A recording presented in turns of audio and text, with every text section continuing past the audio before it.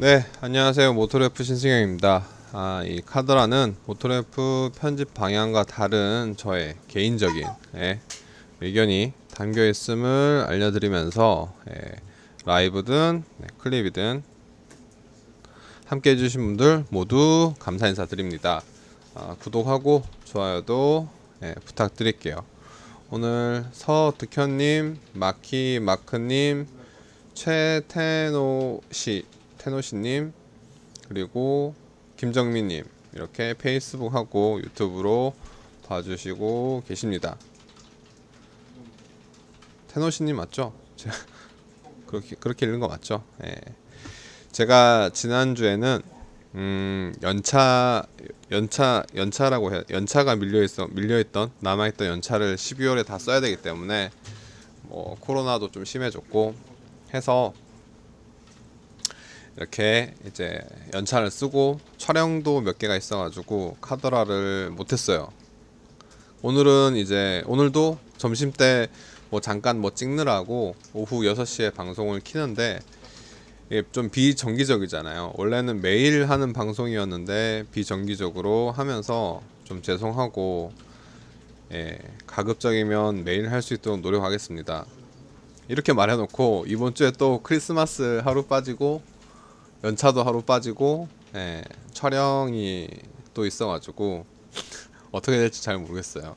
일단 미리 죄송하다고 말씀드리겠고, 마키마크님 연차 소진 부럽다고 말씀하셨는데 과거에는 이제 회사가 잘 나가니까 저희가 연차를 쓰지 않아도 이제 현금이 아니지 돈으로 받았지만 이제는 그런 게 없기 때문에 연차를 다 써야 합니다.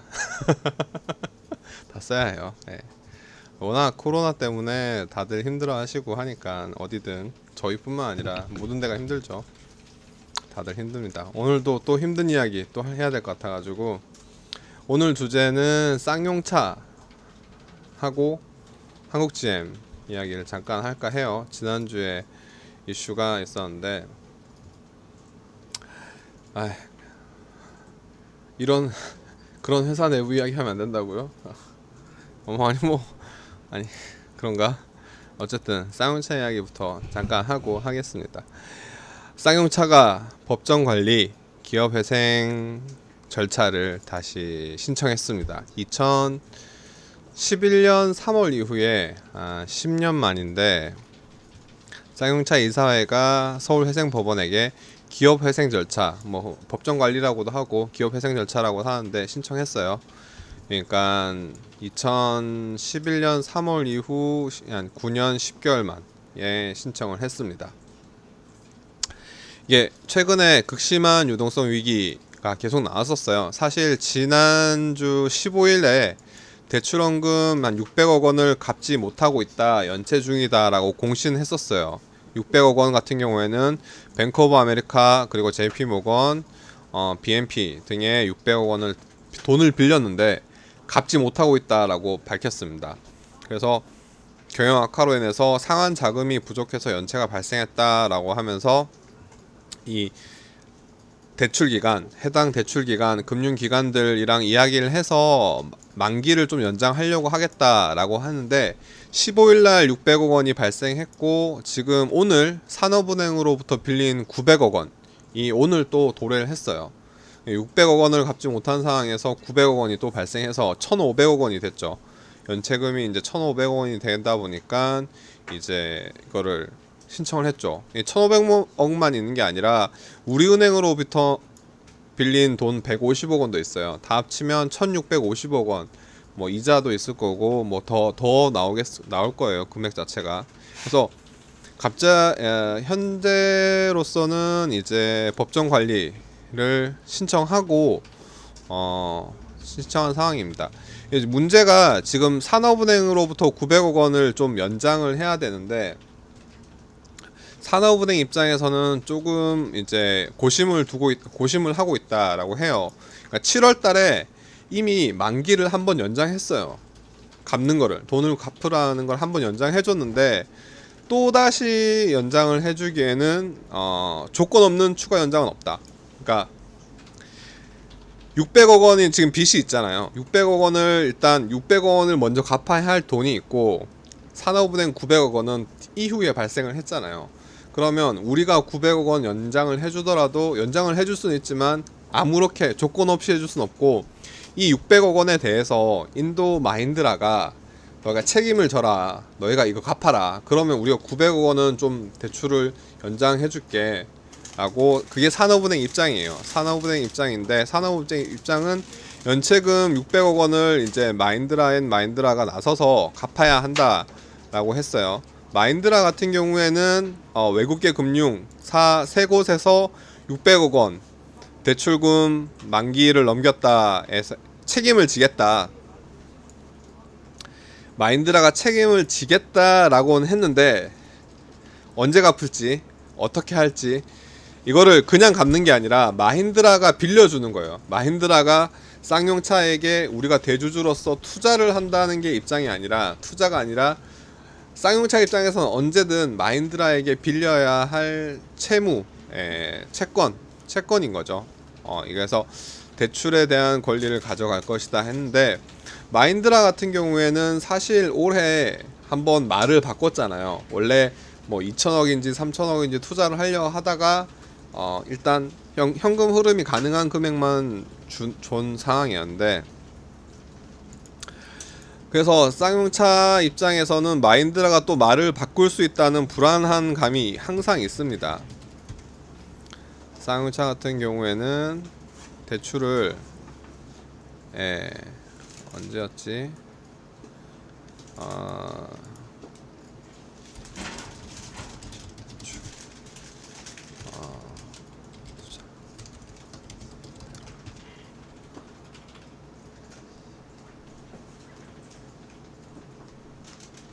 마힌드라 같아 2,300억 원을 원래 투자하기로 했는데 인도에서도 코로나가 오고 나서 마힌드라가 굉장히 좀 어려워졌어요. 그렇기 때문에 2,300억 원 투자 계획을 철회했고, 사실 쌍용차 입장에서는 2,300억 원을 마힌드라한테 받아가지고 뭐 아까 나온 여기 업체들 산업은행부터 시작해서 이 곳들에게 빚을 갚는 데 쓰려고 했지만 마힌드라에서 돈을 투자하지 않았기 때문에 지금 발표한 마힌드라에서 빌려주겠다는 600억 원도 언제 될지는 아직 미정이에요. 그렇기 때문에 좀 불안한 상황이 있습니다. 쌍용차 같은 경우에는 이제 상하이 자동차한테 그때 이후로 또 한번 지금 기업 회생 절차 법정 관리를 신청했고, 쌍용차의 지금 계획은, 이건 쌍용차에서 발표한 내용인데, 전체 임원이 사표를 제출했다 제출했다라고 해요. 수리는 되지 않았어요. 제출만 했어요.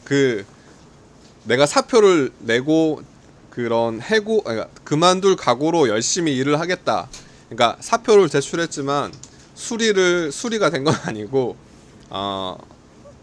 그런 각오로 열심히 하겠다라는 이런 것에서 이제 사표를 제출했다고 하고, 지금 제가 이거 내용을 보다가 굉장히 웃긴 건 아니죠. 굉장히 의아했던 게, 처음에는 회생 절차 개시 신청서와 함께 회생 절차 개시 여부 보류 결정 신청서 두 가지를 동시에 냈어요.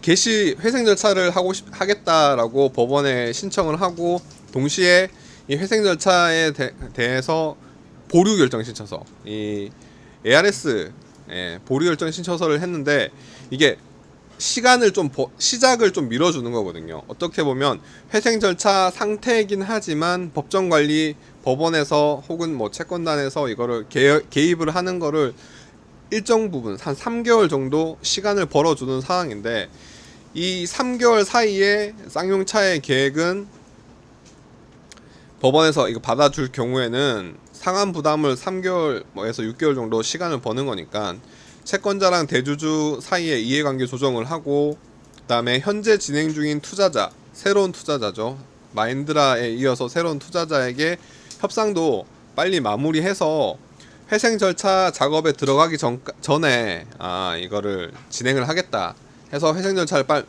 빨리 현금 흐름을 되찾도록 하겠다라는 게 마인드라의 계획이에요. 마인드라의 계획인데, 마인드라의 쌍용차의 계획인데, 법원에서 일단 받아줘야 되는 상황이죠. 이 법원에서 받아줘야 되는 상황이고, 어떻게 할지는 아직 미정입니다. 미정이기 때문에 조금 좀 올해 사실은 이게 하루 이틀 전에 확정된 게 아니라 급박하게 확정된 게 아니라 쌍용차 같은 경우에는 이게 좀 예고된 상황이었잖아요. 대출금 연체가 됐고 600억 원이 이미 12월 15일 날 발생을 했고 새로운 투자자 뭐 찾는 거 외에도 제가 기사를 좀 보면 여기서 거절 3분기 연속 감사 의견 거절이 떴었죠. 이게 1년 내내 검사 의견이 거절될 경우에는 이제 상장이 폐지돼요. 그러니까 주식 거래가 안 되는 상황이에요. 주식 거래가 안 되기 때문에 이 상황까지 왔기 때문에 1년 올해 내내 이렇게 좀 예고가 된 상황이 있습니다. 그래서 임원들 지금 댓글을 좀 피드백을 좀 드리자면 임원들 퇴직금을 받는 게 아니라 임원들이 사표를 쓰긴 했어요. 사표를 썼지만 사표가 수리된 건 아니에요. 수리된 건 아니고 사표를 쓰고 사직생의 각오로 죽음이라기보다는 그 사표까지 내고 언제든 수리될 수 있도록 사표를 내고 열심히 회생을 위해서 기업의 경영 정상을 위해서 노력하겠다 이런 각오지 사표가 수리되진 않았어요. 수리되진 않았고 빈페스트 이야기 말씀하셨는데 빈페스트는 조금 어려운 상황이에요. 빈페스트는 좀 어렵고 쌍용차 투자 관련해서 이야기가 나오는 업체는 이제 HAAH 오토모티브 홀딩스가 뭐 이렇게 미국에서 유통회사가 있고 나머지 사실 뭐 질이라든가 빈페스트 같은 업체들은 이제 그렇게 뭐 카더라라고 이렇게 말들이 되긴 했지만 아직 되지는 뭐 그냥 카더라 정도입니다. BYD, 지리, 빈페스트, 중국 혹은 베트남 업체들에 대한 이야기가 굉장히 많이 나오긴 했었는데 확정 거기는 아니라고 해요. 거기는 아니라고 하고 다른 업체다라고 생각하시면 될 것 같고 변산중님 신생 투자회사가 어딘지는 아시나요? 가장 많이 이야기가 되고 있는 곳이 여기죠. 예, HAAH가 가장 많이 언급이 되고 있고 사표 제출 357 로고님 속마음은 차라리 수리되었으면 하지 않을지 뭐 그분들 속마음은 저는 잘 모르겠지만 그런 이야기들 있습니다. 주식 최테노시님이 주식 이야기 하셨는데 쌍용차 주가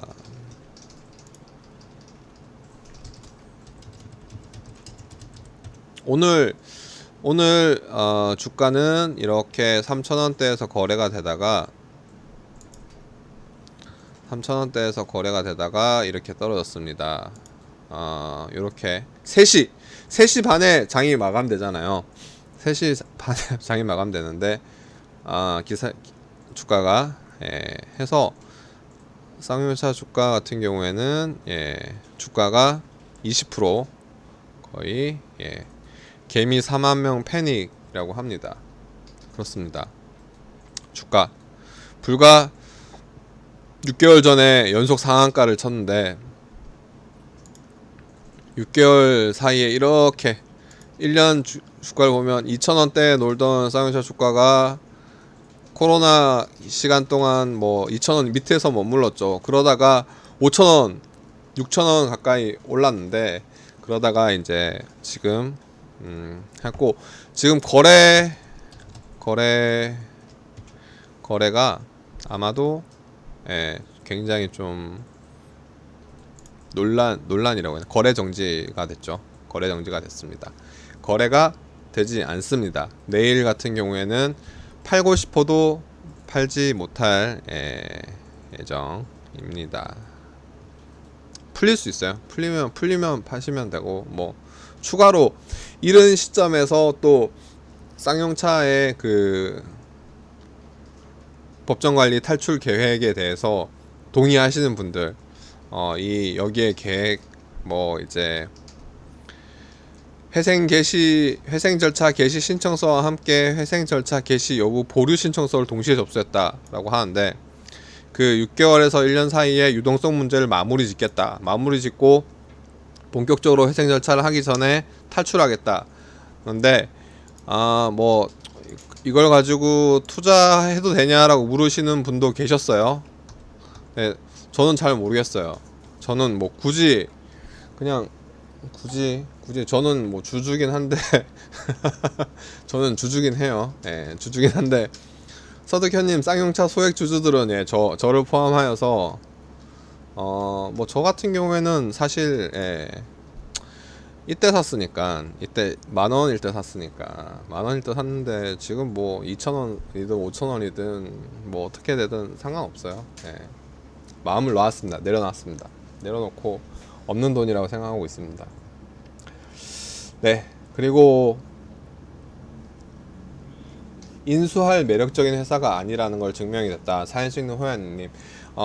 업체 입장에서 신규 투자자 입장에서는 조금 더 투자를 하더라도 적은 돈으로 많은 지분을 갖거나 더 좋은 조건으로 투자를 할 수 있는 상황이 빠지게 됐죠. 쌍용차 입장에서는 더 불리한 조건으로 투자를 받아야 되고, 그렇기 때문에 조금 더 지켜봐야 하지 않을까. 그러다가 완전히 뭐 넘어갈 수도 있는 상황이고, 변상주님 코란도 신용 밀어줄 때부터 이상했다라고 말씀하셨고, 그냥 차 팔면 안 되겠네. 별로 남는 장사도 아닌데. 아니, 신형 렉스턴이 정말 괜찮았었거든요, 저는. 그런데 쉽지 않은 상황이긴 하네요. 비트코인이다. 네, 비트코인 비트코인이라고 말씀하고, 쌍용의 기술력이 어느 정도인가요? 라고 물어보셨는데, 쌍용의 기술력이라기보다는 최근의 기술 트렌드를 보자면, 기술 트렌드 같은 경우에는 이제 뭐 예를 들어서 기술 트렌드 같은 경우에는 뭐 친환경 전기차 하이브리드에 대한 그 비전이 있어야 되잖아요. 물론 코란도 전기차가 나온다고는 하지만 내년에 좀 나와도 어떻게 될지 모르는 상황이긴 하고, 그렇기 때문에 좀 제한적인 부분이 있죠. 전반적으로 기술력이 약간 뒤처진다는 거는 부정할 수 없는 상황. 그리고 이번에 현대차 같은 경우에는 굉장히 호평을 받은 8단 변속기 같은 경우, 현대차 계열사의 트랜시스로부터 이제 변속기를 사오는 거잖아요. 예전에 뭐 벤츠는 7단도 오래된 구형 기술이고, 글쎄요, 저는 기술력 자체가 투자할 여력은 없지만, 그럼에도 불구하고 뭐 요번에 최근에 나온 렉스턴 같은 경우에는 디자인이라든가 뭐 옵션이라든가 가격 대비 성능 구성해서 모하비보다 뭐 어떻게 보면 한 800에서 1000만원 가까이 저렴한 가격에 그 차를 탈 수 있다. 그 정도 크기에 그 정도 파워트레인의 차를 탈 수 있다는 점에서 어느 정도 좀 강점이 있을 것 같았는데, 굉장히 어려운 상황. 변상주님이 CKD 업체로 탈바꿈 하는 것도 이야기를 하셨어요. 근데 CKD 업체 중에 가장 유명한 게 마그나 말씀하셨네요. 마그나나 아니면 이런 업체들도 기본적으로 굉장히 좀 브랜드 간에 이런 것들이 협력이 잘 되어 있고, 이게 CKD를 하려면 가장 중요한 거는 생산력이 안정되어야 되거든요. 근데 국내 한국 대한민국 자동차 완성차 조립 생산 라인에서 어떻게 보면 현대, 기아, 뭐 르노, 삼성, 한국 GM, 쌍용은 최근 몇 년 동안 노사 분쟁이 거의 없긴 했지만 그럼에도 불구하고 굉장히 좀 불안해해요. 해외 업체들이. 현대 기아는 뭐 국내 생산 라인이 많으니까 안 하겠지만 뭐 중국이나 이런 데서는 가격 대비 노동력에 대한 부담이 있기 때문에 결국에는 한국보다 좀 비싼 곳, 뭐 미국이라든가 유럽밖에 없을 텐데 그곳에서 한국을 봤을 때는 그 노사 분쟁에 대한 불안감, 그러니까 우리가 이거를 생산 물량을 계속 받아야 되는데 좀 그거에 안정적이지 못하다, 생산량이 안정적이지 못하다, 언제 파업이 발생하거나 이런 것들을 할 수 있기 때문에 CKD 물량을 받는 것도 굉장히 좀 제한적이긴 상황이에요, 해외에서 봤을 때는.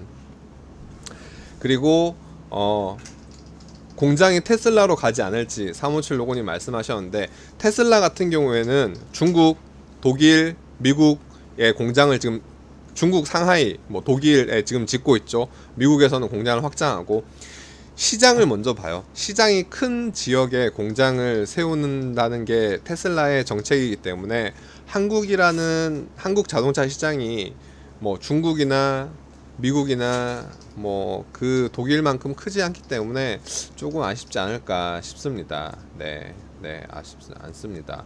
네, 그리고 심영태님, HAH가 인수하려는데 마인드라가 계속 끌었던 거 아닌가요? 이거 분명 뭔가 했음. 그러니까 조건에 대해서는 저도 사실 잘 몰라요. 그러니까 한쪽에서는 인수 의향도 밝혔고, 인수 의향만 밝힌 게 아니라 실제로 관련 임직원이 국내에 방문해서 평택까지 왔던 걸로는 확인이 됐어요. 근데 이분들이 그냥 가볍게 방문을 한 건지, 실사의 개념, 실제 계약을 하기 직전에 실사의 개념으로 방문을 했던지는 잘 모르겠고, 거기까지는 아직 확인을 못했지만 방문을 하긴 했고, 누가 미루는지, HAH가 가격을 낮출, 뭐 투자 조건을 좀 자기들한테 유리하게 하려는 건지, 아니면 마인드라가 주기 싫어서 뭐 안 주려고 그러는 건지는, 누가 좀 미루는 건지는 잘 모르겠어요. 그건 아직까지 확인이 안 된 상황이긴 합니다. 네. 그리고 뭐 다스 이야기가 나오는데, 트랜시스가 이러것저것, 뭐 트랜시스는 이제 변속기 만들고 있죠. 예, 그렇습니다. 그래서 쌍용차가 어떻게 될까 고민이라기보다는 걱정이 좀 되죠. 쌍용차가 법정 관리에 들어간 상황이고, 굉장히 좀 많은 업체들 입장에서 그러니까 쌍용차만 걱정하는 게 아니라, 쌍용차가 예를 들어서 무너지면 1차, 2차, 3차에, 그러니까 자동차 산업을 외에 국가별로 미국이든 뭐 중국이든 유럽이든 자동차 산업을 굉장히 많이들 좀 신경 쓰는 이유 중에 하나가, 다른 업체들보다 유관 산업들이 굉장히 많아요. 부품사, 완성차 업체뿐만 아니라 관련 부품사들이 굉장히 많고, 그러다 보니까 자연스럽게 주변에 그 근로 고용에 관련된 이슈들, 그러니까 완성차 업체에 근무하시는 분들이 한 5,000명 정도가 일한다고 하시면, 5,000명이 일하는 완성차 업체 하나와 관련된 파생된 부품 업체들을 합치면 대략 한 4만 명 정도의 생계가 위협받는다고 해요. 그러니까 우리가 단순하게 5,000명인 회사가 뭐 10,000명인 회사가 없어진다라고 하면, 거기에 뭐 10배에서 뭐 15배, 20배에 달하는 실직자가 발생할 수 있다라고 보거든요. 그렇기 때문에 완성차에 대해서 파업을 하거나 그럴 경우에는 부품업체들도 연쇄적으로 굉장히 많이들 하는데, 좀 아쉽긴 좀 걱정이 되긴 하죠. 걱정이 되긴 합니다. 저도 쌍용차에 납품 중인 부품사들도 걱정 중이고, 물론 뭐 현대차도 납품하고, 그러니까 쌍용차만 납품하는 건 아니겠지만 굉장히 좀 그렇습니다. 도산 위기가 올 가능성도 연쇄적으로 발생을 하겠죠. 굉장히 어려울 것 같긴 해요. 그리고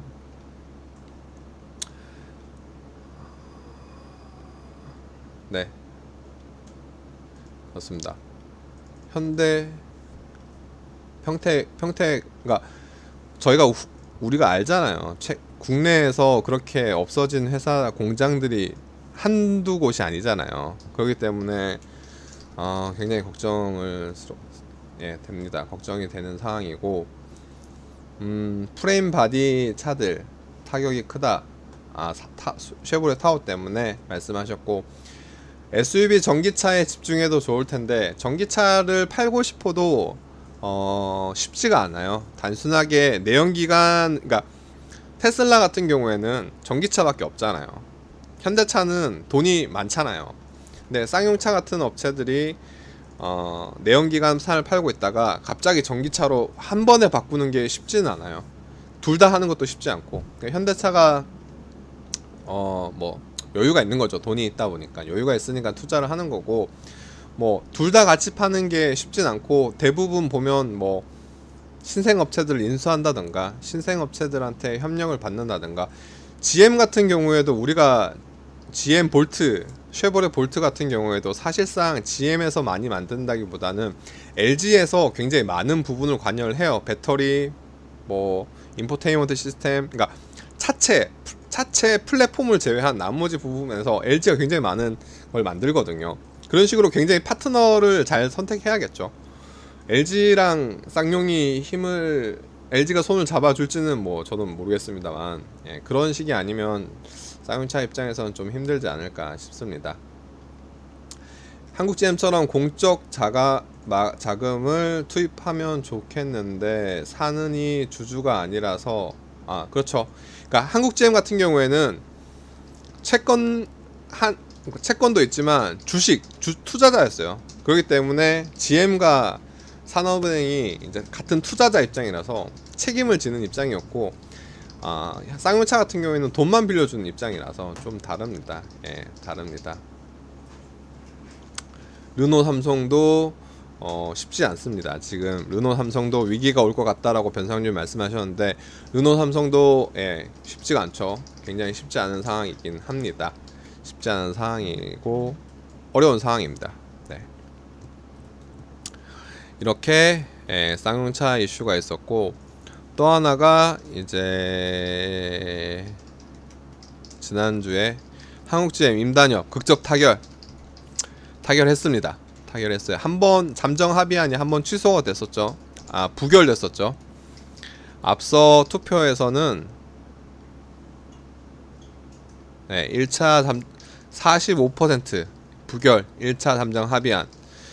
비교하면 금액적으로 변동은 없는데, 뭐 코로나 극복 경력금, 그 다음에 그 TCI 수당 이런 것들을 조금 더 앞당겨서 바로바로 즉시 주기로 했습니다. 기본급 자체는 동결이고 성과급 300만원, 특별 경력금 100만원, 뭐 TCI 수당 만원 인상 이런 것들이 됐습니다. 이번에도 54%뭐 엄청 쿨하게 뭐 60% 70%로 찬성이 된 건 아니에요. 내부에서는 어느 정도 불만을 가지신 분이 계실 거고,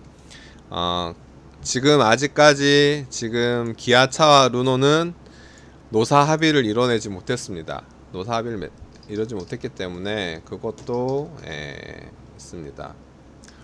한국 시장 빼고 마감 단차에 이렇게 신경 안 쓴다고. 그럴 수 있죠.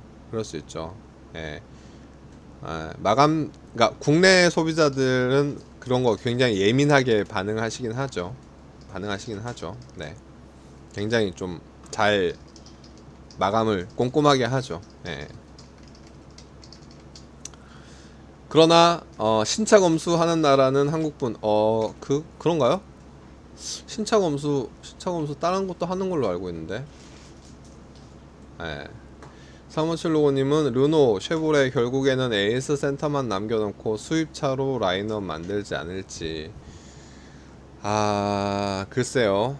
그러니까 에이스 센터도 두 개가 있잖아요. 직영이 있고 협력 업체가 있잖아요. 그러니까 직영이 없어지는 거는 좀 문제가 될 수 있겠죠. 그리고 르노, 쉐보레 입장에서도 수입차를 들어오는 입장에서 마진이 좀 다를 거예요. 국내 생산하는 모델과 수입 모델에 대한 마진이 좀 다를 걸로 그렇습니다. 그렇습니다. 어쨌든 한국 GM은 한 고비가 넘겼는데 기아차와 르노 삼성, 기아차는 사실 걱정 안 해도 돼요. 기아차는 뭐 걱정 안 합니다. 요즘 뭐 소렌토 카니발 뭐 팔리는 거 보면, K5 이런 거 팔리는 거 보면 사실 국내 시장뿐만 아니라 해외에서도 잘 팔리고 하기 때문에 걱정은 안 하는데, 르노 삼성은 좀 걱정이 되는 편이에요. 르노 삼성 입장에서는, 르노 삼성 같은 경우에는 올해 선보였던 신차 중에 그렇게까지 막 극적으로, XM3 같은 경우 판매 신차 효과가 굉장히 많이 떨어진 상황이고, SM6 같은 경우에는 페이스리프트를 했는데 반응이 그렇게 좋지 않은 편입니다. 결국에는 지금 QM6 하나만 보고 가고 있는 상황에서, 글쎄요, QM6 하나만 보고 있는 상황에서 뭐 산타페라든가 소렌토라든가 신차가 나오면서 치였죠. 그리고 그 아래 체급위로 여겼던 투싼도 굉장히 덩치를 크게 나왔고, 내년에 스포티지까지 나오게 되면 어떻게 될지 잘 모르겠습니다. 네, 그렇습니다. 르3은 닛산으로 갔어야 라고 말씀을 하셨네요. 포드에서 출시 예정인 레인저는 디젤 모델이 들어올까요? 라고 물어보셨습니다. 레인저 같은 경우에는 아마 디젤 모델을 들여오지 않을까 싶어요. 그때 저희가 기사를 썼는데,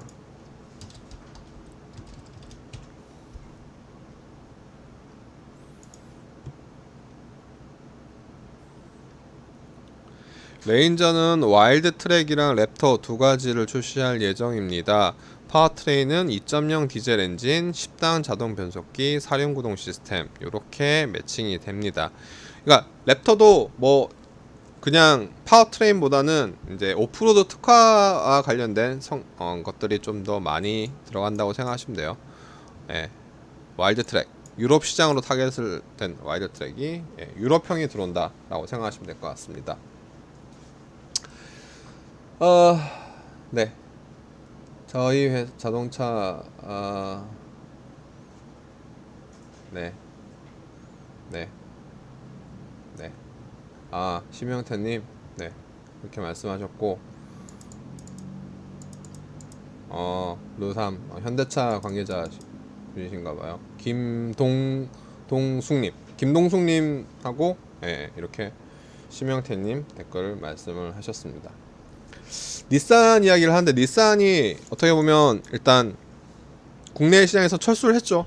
국내 시장에서 철수를 했는데, 국내 시장에서 철수를 하고 나서 AS가 어떻게 되냐라고 걱정하시는 분들이 닛산 고객분들 중에 좀 뭐 주변에 있으셨어요. 닛산 같은 경우에는 이제 그 딜러사를 하던 곳에서 이제 AS 사업을 받아가는 것 같아요. 받아가서 거의 확정적으로 진행이 됐고, 이제 그 한불 모터스와 같은 형태가 되겠죠. 어떻게 보면, 그러니까 코리아 법인, 한국 법인은 없어졌지만 수입사는 이제 생겨나는 상황, 그렇게 보시면 될 것 같습니다. 네. GM 같은 경우는 해외 업체들이 GM 자체를 좋아해요. 국내만 오프하면 별로지만 해외에선 GM 브랜드가 잘 나가는 게 사실이니까요. 말씀하셨고, GM 김동숙님이 GM 이야기하고 현대 관계자 분이신가? 현대 관계자 분이신 것 같긴 한데, 현대 관계자 분이시겠죠? 네, 현대 관계자 분이신 것 같은데, GM이 이거는 뭐 다 그런 건 아니고, 제가 아는 부품 업체 협력사 분 이야기입니다. 다 그런 건 아니에요. 모든 부품 업체가 그런 건 아닌데, 현대차에도 납품을 하고 한국 GM에도 납품을 하는데, 현대차 분들이 좀 단가를 좀 깎으려고 한다. 근데 물량이 워낙 많으니까 현대차 납품을 해야 되는 상황이고, GM은 조금 더 이제 가격을 좀 잘 쳐주는 편이다. 그 대신에 이제 검수나 이런 걸 좀 까다롭게 하는 편이고, 현대차는 검수도 까다롭게 하지만 가격을 후려치려는 그런 성향이 있다라고 불만을 좀 하신 분이 계셨죠. 네, 그분이 갑자기 생각났어요. 현대차 GM 이야기 하셔가지고. 근데 좀 부품 업체들이 좀 가격을 좀 잘 쳐줬으면 어땠을까. 예, 물론 부품업체에 일하시는 근로자분들보다는 부품업체 사장님들 주머니가 부르긴 하겠지만, 모르겠어요. 부품업체 협력업체들 보면 열악한 환경이 워낙 많다 보니까 조금 아쉽긴 한 것 같습니다. 카르로스 곤 회장 느삼을 이용해서 일산을 압박했는데, 카를로스 곤이 영화 책 한다고 했는데 아직 안 나왔죠. 예, 뭐 곤 회장의 영화 책 나오면 재밌을 것 같아요. 지금도 계속 닛산과 그 다음에 일본 정부 검찰을 공격하고 있죠. 굉장히 좀 인권을 탄압했다 이런 식으로 말씀을 하시면서 그런 이야기를 이제 닛산이 계속 하고 있고, 쌍용 설계팀 보면 꼰대 어르신들이 너무 많다. 왜 꼰대 어르신들이 많다냐면, 쌍용차 R&D 쪽에 보면 그 현대기아에서 퇴직하셨다고 해야 되나? 나이가 드신 분이 좀 있긴 해요. 연차가 조금 더 많긴 해요. 현대기아차의 평균보다. 현대기아차도 나이 드신 분이 있긴 하지만, 현대기아차 연구소에 은근히 그런 거 뭐라고 해야 되나? 정치적 암투? 정치적 암투라 해야 되나? 이걸 뭐라 표현해야 되지? 계파 갈등? 계파 갈등은 너무 심한가? 정치적 암투? 하여튼 그런 거에 약간 밀려나신 분들이 나오셔가지고 쌍용차로 가시는 걸 종종 봤습니다. 다 갔다는 건 아니고 종종 봤습니다. 쌍용차 소속이 아니어도 쌍용차와 그 협력하는 업체들 가신 분도 계시고, 현대차에서 근데 그게 어떻게 보면 그게 그 하나의 다리가 되어서, 뭐 지금 요번에 들어가는 렉선에 들어가는 뭐 8단 자동 변속기나 그 전에 6단 수동 이런 것들을 뭐 알신에서 못 구해서 현대에서 구하고, 이런 것들을 좀 쌍용차 입장에서는 단순히 이분들의 기술력만 원한 게 아니라 이분들의 인적 네트워크를 통해서 부품을 잘 구하고 뭐 이런 것들도 또 통하니까 뭐 그렇게 그런 것들도 하고 있죠. 파벌 싸움 라인 싸움, 말 실수한 것 같은데. 이게 조직이 크다 보니까, 큰 조직에서 이제 뭐 이렇게 나이가 드시면 올라가야 되잖아요. 근데 올라가시면 그 높은 자리는 한정되어 있기 때문에 그런 게 있긴 하죠. 높은 자리는 한정되어 있고 하니까 약간의 그런 정치력이라고 해야 될까? 순수한 연구 개발 인력보다. 그리고 현대기아차 보면 최근에 뭐 디자인도 그렇고 아니면 뭐 R&D 비험한 형도 그렇고 외국에서 약간의 좀 선진 브랜드, 럭셔리 프리미엄 브랜드에서 워낙 이렇게 오시니까 거기에 외부 영입도 굉장히 많이 이루어지는, 외부 영입도 많은 상황이고, 뭐 내부에서 승진도 있어야 되고 밑에선 치고 올라오고 뭐 이런 것들이 있다 보니까 또 실미도까지는 아니에요. 실미도까지는 아닌데 그런 게 있다. 그런 게 없진 않다. 쌍용차는 그런 게 있을 순 없죠. 회사가 좀 규모가 좀 덜하니까 그런 게 있습니다. 왜 갑자기 3000% 받았지? 그렇습니다. 연구개발뿐만 아니라 전반적으로 뭐 노조는 갈등 없는 게 아니죠. 노조끼리도 엄청 갈등 많아요. 노조에서도 온건, 강경, 뭐 그 사이에 공장별로 또 노조가, 현대차 같은 경우에는 공장별로 노조가 또 있기 때문에 아반떼 생산 라인, 뭐 제네시스 생산 라인끼리 또 노조끼리도 막 싸우죠. 제일 그 노조 간의 갈등으로 해서 제일 힘든 것 중에 하나가 홀류 생산이 안 되는 거예요. 그러니까 르노 삼성 같은 경우에는 생산 라인이 이제 돌잖아요. 르노 삼성 내에서도 여러 노조가 갈리긴 하지만, 이제 현대차 같은 경우에는 예를 들어서 아반떼 생산 라인에 여유가 있으면 여기 부족한 뭐 산타페라든가 이런 것들을 좀 보내서 뭐 서로 왔다 갔다 할 수 있을 텐데, 그거에 대한 것도 협력도 안 되는 상황이 있긴 하죠. 그러니까 노동자 간의 갈등도 있고 뭐 그런 게 있습니다. 네. 나중에 현대차 근무하시면 알려주세요. 어떤 분위기인지. 제가 듣는 거, 저는 주변에 더 많이 들을 때마다 다 말씀하시는 게 좀 다르니까 자신의 입장으로 이야기를 하시잖아요. 뭐 노사 관계 협상을 하시면 그렇습니다.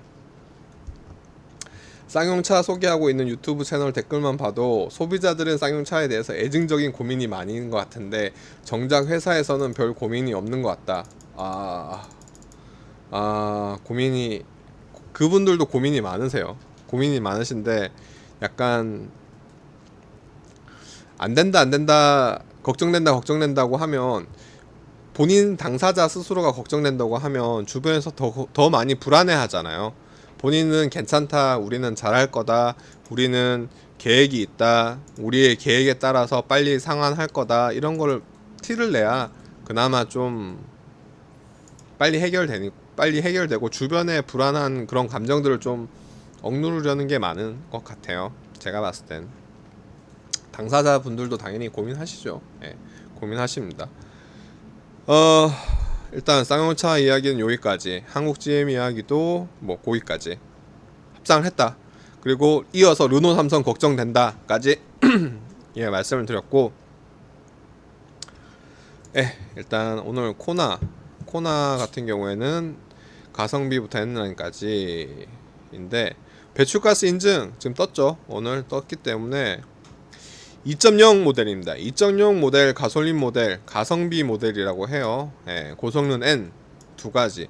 기존에 지금 1.0, 1.6 가솔린 터보 하이브리드 N9 세 개의 3종이 판매되고 있는데 두 가지 라인업이 더 추가된다라고 하는 거죠.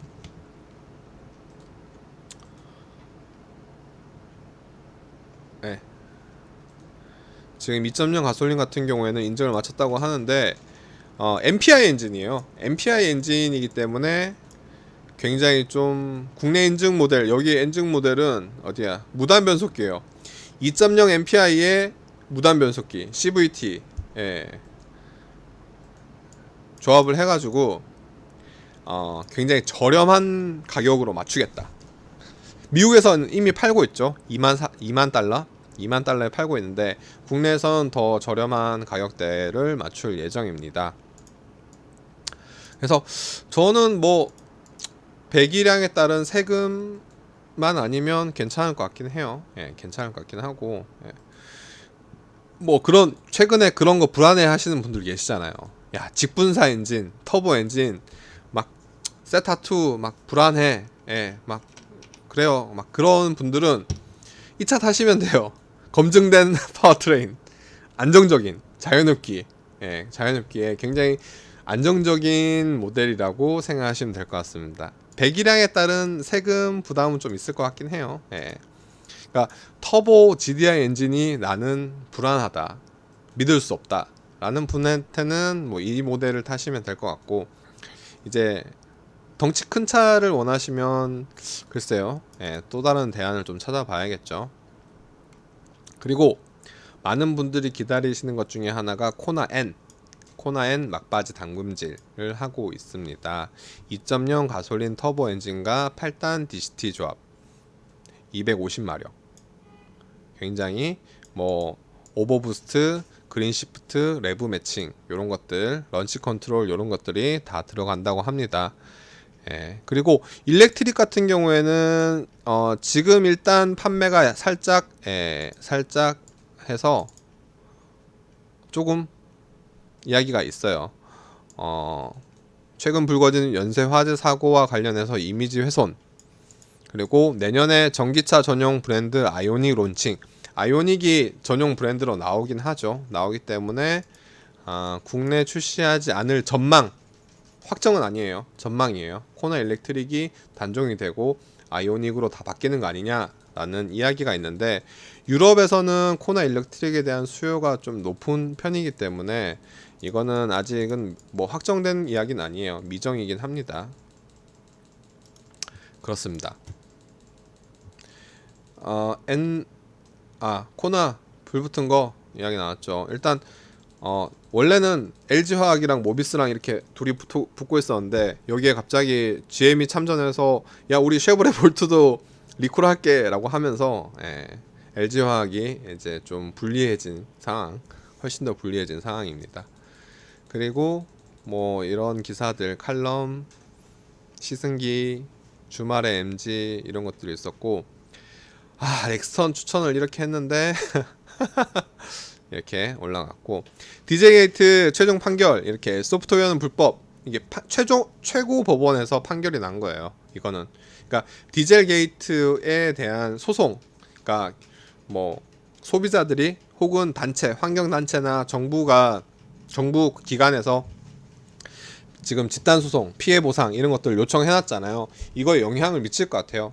소프트웨어, 배출가스 소프트웨어를 조작한 것은, 폭스바겐은 뭐라고 변명이라고 해야 되나, 주장을 했냐 하면, 엔진 손상 예방 목적, 엔진 손상을 예방하기 위해서 일정 조건에서 그런 소프트웨어가 작동하도록 이렇게 했다라고 하는데, 이거는 엔진 예방이란 당위성은 인정하기 어렵다, 불법이다 라고 판결을 땅땅땅 내렸어요. 그렇기 때문에 이제 차후에 발생할 수 있는 추가적인 법정 소송에 영향을 미칠 예정입니다. 그러니까 단순하게 유럽 내에서의 이러한 판결이 났기 때문에 뭐 집단 소송이라든가 아니면 정부 각국 기관에서 요청하는 것들, 이런 것들 다 영향을 미칠 것 같습니다.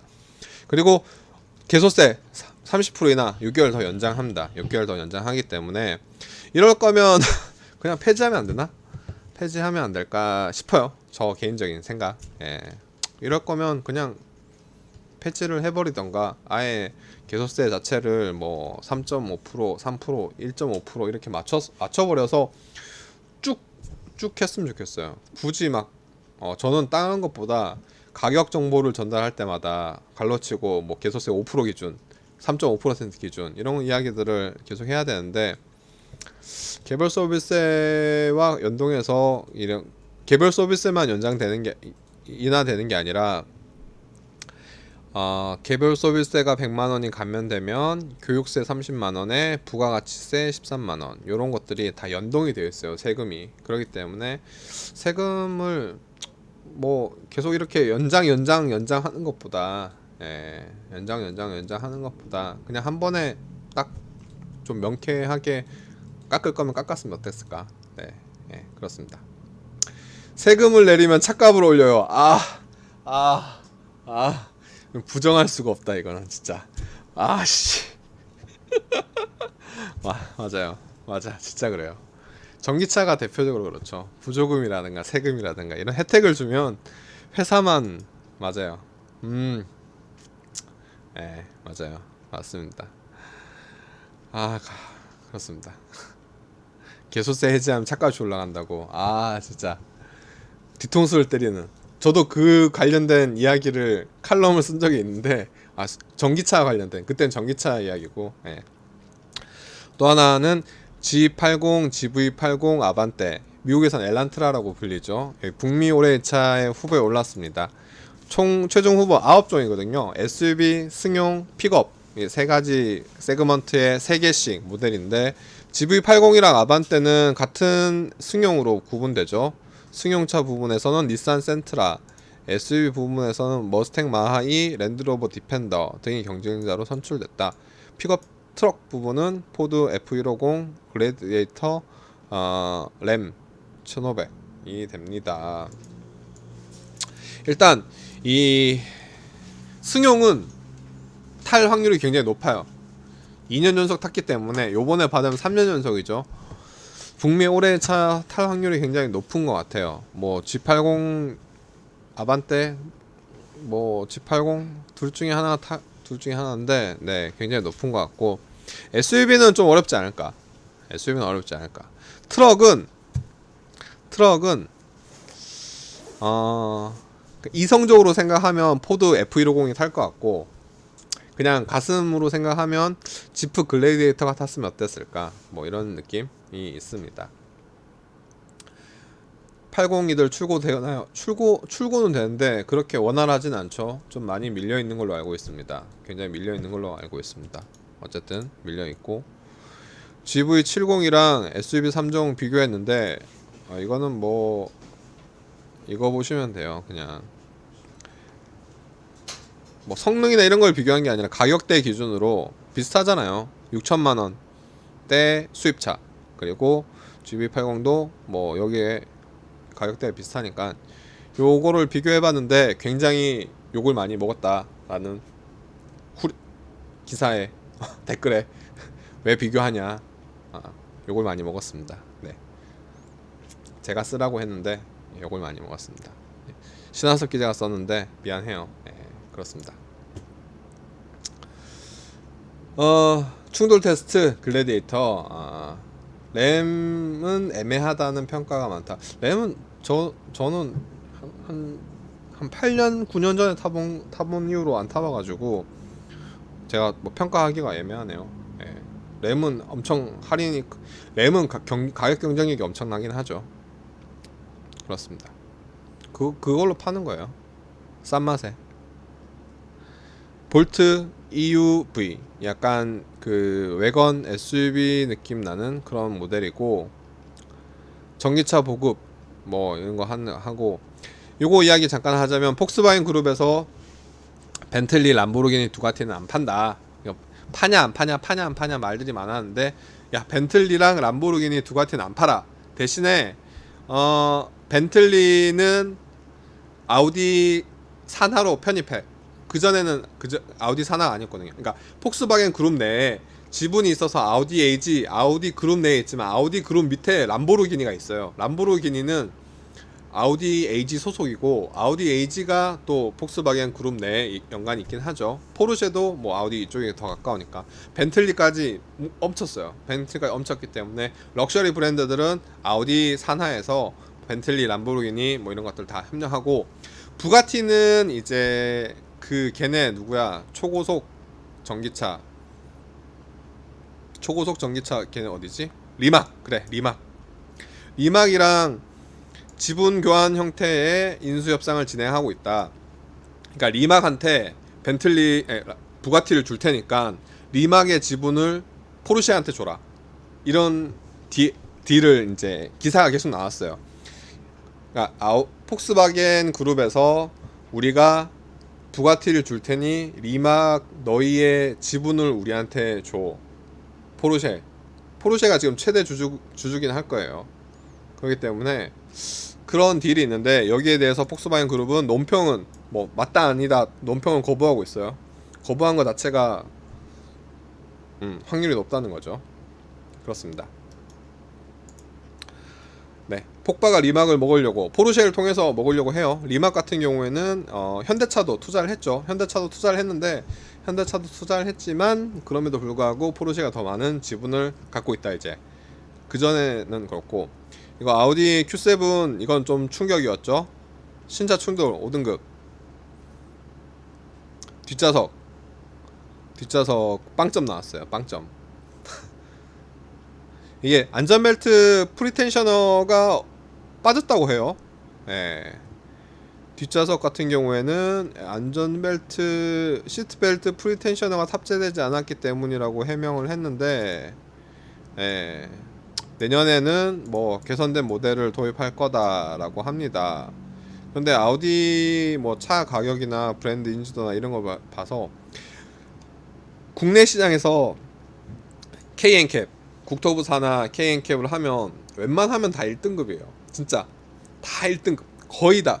거의 한 제가 봤을 때 3등급 받아도 진짜 1년에 10대 중에 한 대 아니면 2대 정도가 1등급을 못 받고, 나머지는 다 1등급 받거든요. 그러니까 10대 중에 8대 9대가 1등급을 받는데, 아우디가 5등급을 받았어요. 원래는 종합 점수는 3등급이긴 한데 등급 조정 기준에 따라서 최종 5등급 판정 받았어요. 약간 저는 충격이었고, 댓글이라고 해야 되나? 고객들, 커뮤니티, 카페에서는 굉장히 좀 평이 좋지 않습니다. 그렇기 때문에 그런 게 있습니다. 테슬라, 이거는 설문인데 저희가 설문했죠. 고가 전기차 보조금 제한. 그러니까 내년에 전기차 보조금 같은 경우에는 차등 지급을 하겠다. 가격이 비싼 전기차 같은 경우에는 사치품이라는 이야기가 있기 때문에 보조금을 제한하겠다라고 정부에서 발표가 있었는데, 어떤 식으로 어떻게 얼마만큼 그 보조금을 제한할지는 발표는 안 했어요. 그런데 여기에 대해서 이제 의견을 좀 수렴했는데 찬성한다가 35% 가장 많았고, 국산차만 지원하자. 왜 이 이슈가 나왔냐 하면 이제 뭐 테슬라는 사실 비싸니까 1억이 넘는, 그리고 뭐 포르쉐 타이칸 같은 경우에는 우리는 보조금 신청 안 할 거다라고 하긴 했는데, 그래서 논란에서 좀 한 발 쏙 빠졌는데, 테슬라가 진짜 엄청 팔리잖아요, 국내 시장에서. 엄청 팔리기 때문에 이런 이야기도 좀 나오고 있고, 반대로 야 이거 현대 기아차 몰아주기 아니냐, 국토부에서 이런 이야기도 있습니다. 요거를 약간 벗어나서 승용 부분은 요렇게 이야기가 나올 수 있는데, 사실 상용 부분에서는 이 논란이 조금 더 오래되긴 했어요. 상용차 같은 경우 전기 버스 같은 경우에는 중국산 배터리와 중국산 그 전기 버스 모듈을 수입해서 국내에서 조립만 해서 납품한다라는 논란이 굉장히 많았었거든요. 그러다 보니까 국내에서 투자나 이런 것들을 하는 업체들이 좀 불리하다. 뭐 좀 더 비싼 배터리, 좋은 배터리를 쓰고 있지만 중국의 저렴한 배터리가 들어와서 좀 불리하다라는 이런 이야기가 좀 있긴 했는데, 그건 버스는 그런 논란이 있었고, 이게 이제 승용차로 와서 올해 2020년도에 테슬라가 워낙 판매량이 미친 듯이 많으니까 좀 승용까지 논란이 번지면서 고가의 사치품을 사는데 왜 세금을 낭비하느냐라는 이슈가 있었어요. 저 개인적으로는 승용 상용을 좀 구분 지어서 보조를 했으면 좋겠어요. 일단 상용 같은 경우에는 한국산 배터리를 탑재한 경우 보조금을 지급한다. 그러니까 뭐 한국산 배터리 모듈 뭐 특정 부분에 있어서 중국이 그렇게 자국 시장을 방어하거든요. 중국에서 전기차를 팔 거면 중국산 배터리, 중국산 배터리를 탑재하는 것만 뭐 지원금을 해준다, 보조금을 해준다, 이런 이야기가 있어가지고, 테슬라 같은 경우에는 중국에서 공장이 있잖아요. 상해에 공장이 있듯이 그런 것들을 좀 제한을 했으면 좋겠고, 승용 같은 경우에는 보조금보다 저는 제품의 보조금보다 지금 진짜 시급한 게 전기차 충전소거든요. 충전소가 부족해요. 굉장히 많이 없기 때문에 전기차 보조금을 좀 어떻게, 전기차 보조금, 죄송합니다. 충전기. 전기차 보조금보다 충전기에 더 많은 투자를 했으면 어땠을까? 충전기 설치를 좀 더 많이 지원해 줬으면 좋겠어요. 저희 개인적인 생각입니다. 뭐 환경부나 뭐 이런 곳에 서는 알아서 잘 판단하시겠죠. 저보다 더 잘. 전기차보다 충전기는 인프라니까 깔면 많은 사람들한테 혜택을 주잖아요. 기존 고객들한테도 혜택을 줄 수 있기 때문에 서울에서 충전기 주차장 이 두 가지를 좀 많이 했으면 좋겠습니다. 저 개인적인 생각입니다. 현대 유니버스 인휠 모터 결함 나니까 운송업체 안 쓴다고. 저 그거 기사 썼는데, 전에 최근에 저 기사 썼는데 혹시 보셨나? 버스 버스 버스 버스 버스 버스 버스 버스 버스 이거 버스 채팅. 결함 논란 현기차 버스 계열사 포기하고 ZF로 휠모터는 상조인가? 이게 휠모터 시스템을 이제 정확하게 명칭을 하자면 엑셀 일체형 휠모터예요. 인휠 모터는 아니고 엑셀 일체형 모터인데, 엑셀에 휠 모터가 고정되어 있는 상황인데, 이게 쇳가루 끼고 모터 결함이 되게 많다고 해서 올해 하반기에 무상 수리하면서 이제 판매량이 엄청 부진했어요. 부진하다 보니까 이제 ZF의 센트럴 모터, 중앙에 휠 엑셀에 고정되어 있는 휠 모터가 아니라 센트럴 모터 방식으로 바꾸지 않느냐. 센트럴 모터 같은 경우에는 수소 전기 버스에 이미 들어갔기 때문에 뭐 그런 기사를 썼었습니다. 혹시나 궁금하시면 보시라고. ZF 모터로 간다, 뭐 이런 이야기였어요. 무선 충전. 전기차 무선 충전은 좀 더 많이 기다리셔야 되지 않을까. 네. 그리고 SM3Z가 드디어 떠납니다. 사골 중에 사골이었죠. 네. 그리고 현대차 그룹에서 핵심 계열사 이제 사장들이 바뀌었는데, 이거는 뭐 정의선 회장이 부임하고 첫 번째 인사라서 관심을 모았고, 요거는 제가 시간이 나면 한번 좀 썰을 풀게요. 이분들 이야기들을 또 한참 걸리기 때문에. 그렇습니다. 이건 아까 쌍용차 이야기했고, 파사트 GT 사전 계약하고, 제네시스 GV70, 뭐 AS 내수차별도 영상을 하나 만들 거니까 영상으로 보시면 될 것 같아요. 약간 좀 다르고, 그다음에 요 이야기 F1 이야기까지 이렇게 지난주 기사와 뭐 이번 주 기사를 월요일 기사를 간단히 살펴봤습니다. 일단 뭐 내일도 오늘 지금 제가 일주일 밀렸잖아요. 밀리다 보니까 방송을 좀 길게 했죠. 1시간 혼자 막 이야기를 했는데 보통 한 10분 15분 이야기 하다가 오늘은 많이 이야기를 했고 댓글도 많이 달아주셔서 감사드립니다.